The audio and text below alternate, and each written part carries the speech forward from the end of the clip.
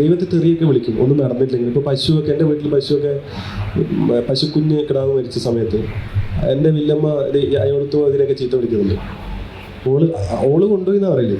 അപ്പോൾ ആ ദൈവം എന്ന് പറഞ്ഞാൽ നമ്മളുടെ വീട്ടിലൊക്കെ കൂടെ ഇരിക്കുന്ന, കൂടെ വർത്താനം പറയുന്ന, ആശ്വസിപ്പിക്കുന്ന, അല്ലെങ്കിൽ കൂടെ മദ്യപിക്കുന്ന ഒരാളായിട്ടാണ് നമ്മൾ ദൈവത്തെ കാണുന്നത്. അപ്പോൾ തെയ്യം എന്ന് പറയുന്നത് നമ്മളെ സമയത്തോളം തോറ്റുപോയ മനുഷ്യരുടെ ആത്മവിലാപങ്ങളാണ് തെയ്യങ്ങളായിട്ട് വരുന്നത്. തെയ്യങ്ങളെല്ലാം തോറ്റുപോയവരാണ്. അത് നിങ്ങൾക്ക് തെയ്യത്തിൻ്റെ ഒരു തെയ്യവും ജയിച്ച, ഞങ്ങളുടെ ഇപ്പുറത്ത് ഇങ്ങോട്ട് തെക്കോട്ട് വരുമ്പോൾ എല്ലാ ദൈവങ്ങളും ജയിച്ചവരാണ്. ഞങ്ങളുടെ ദൈവങ്ങളെല്ലാം തോറ്റുപോയവരാണ്. അപ്പോൾ തോറ്റുപോയ തെയ്യങ്ങളുടെ കഥകളാണ് നമ്മൾ കണ്ടും കേട്ടും വരുന്നത്. അതുകൊണ്ട് തെയ്യം എപ്പോഴും കെട്ടിയാടുമ്പോൾ കുറേ കഴിയുമ്പോൾ ഒരു മനുഷ്യൻ്റെ ചുമലിൽ സങ്കടത്തോടുകൂടി കൈവെക്കും. അപ്പോൾ ഇതൊക്കെ നമ്മളുടെ ഉള്ളിലുണ്ട്. നാട്ടുഭാഷ എനിക്കറിയുന്ന നാട്ടുഭാഷ, അതിൽ മൊത്തം നാട്ടുഭാഷ വേണം ഞാൻ തീരുമാനിച്ചത്. കാരണം എനിക്ക് നല്ലോണം അറിയാം. ഇത് കുറച്ച് കഴിഞ്ഞാൽ എനിക്ക് പറയാൻ പറ്റില്ല.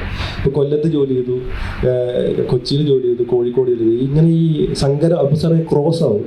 അപ്പോൾ എൻ്റെ നാവിൽ എൻ്റെ ഓർമ്മയിൽ നിന്ന് വാക്ക് പോവും. അപ്പോൾ എനിക്കിതെല്ലാം എനിക്ക് രേഖപ്പെടുത്തി വെച്ച് മതിയാവും എന്നുള്ളൊരു ആഗ്രഹം ഉണ്ടായിരുന്നു. അപ്പോൾ ആ ആഗ്രഹത്തിൻ്റെ ഫലമായിട്ടാണ് ഈ ഭാഷ ഇങ്ങനെ വരുന്നത്.